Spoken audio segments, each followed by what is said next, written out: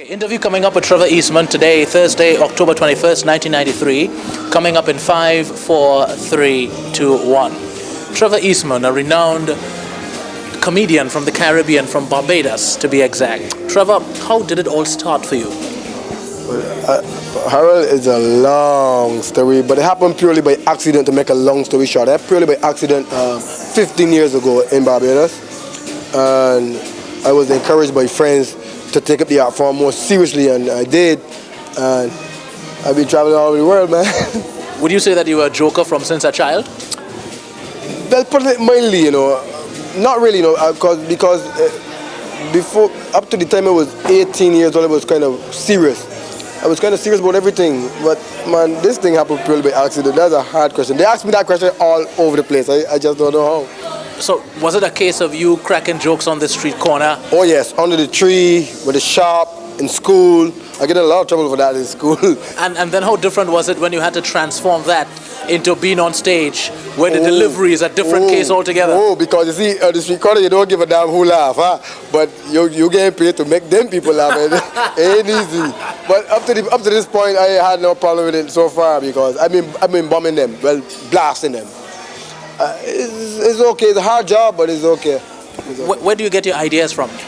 I do a lot of reading. As a matter of fact, I just even read toilet paper, man. I do a lot of reading. I read a lot. So you like to read a lot of I ain't gonna say the word. You got that right. I do a lot of reading. I read everything. I read, don't care what it is, because reading is knowledge, and knowledge is power.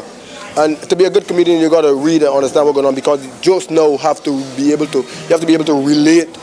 People have to be able to relate to what you're dealing with. I like to deal with the issues.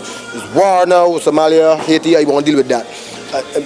Because you got to look at the comical aspect of it. I see things from a different angle. Funny, you know? We were talking off camera a little earlier on, and you were mentioning that doing comedy in Barbados as opposed to doing it in New York is different. It is, because like over here you got a mixed audience. You got a mixed audience. Then for the first 20 seconds you're on stage, you just don't know who down there. So you got to be able to do to cater for these people, because they're from different nationalities. In Barbados, when you come on stage, you either have tourists or Bajans. And Bajans can relate to everything, because when I first started in this thing, most of my jokes was pure Bajan. But now I learn how to change it. Like if I'm gonna speak about Nelson Street, which is like a red light district in Barbados, I would say 42nd Street, and it blends and it works. So it's easy. But Barbados, our audience is one of the hardest audience in the world. As a matter of fact, let me put it that way: Caribbean audience is the hardest audience in the world. When you could please them, you can please even a deaf man in Mexico. 20 years from now, where would Trevor Eastman be? Well, boy, that is a hard one, Harold. I mean, 20 years from now, I would like to be relaxing with my grandchildren, my wife. Boy, I have plenty money in the bank, and I have no problems. And still cracking jokes. You bet your life. It's a real life now.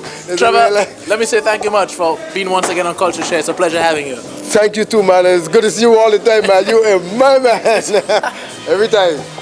When I'm in the big city, New York especially, I tune in Channel 54 on UHF, Channel 44 on UHF, time shares, culture shares, every time. I love the show, man. So keep on going, General Ben Television. You're big up.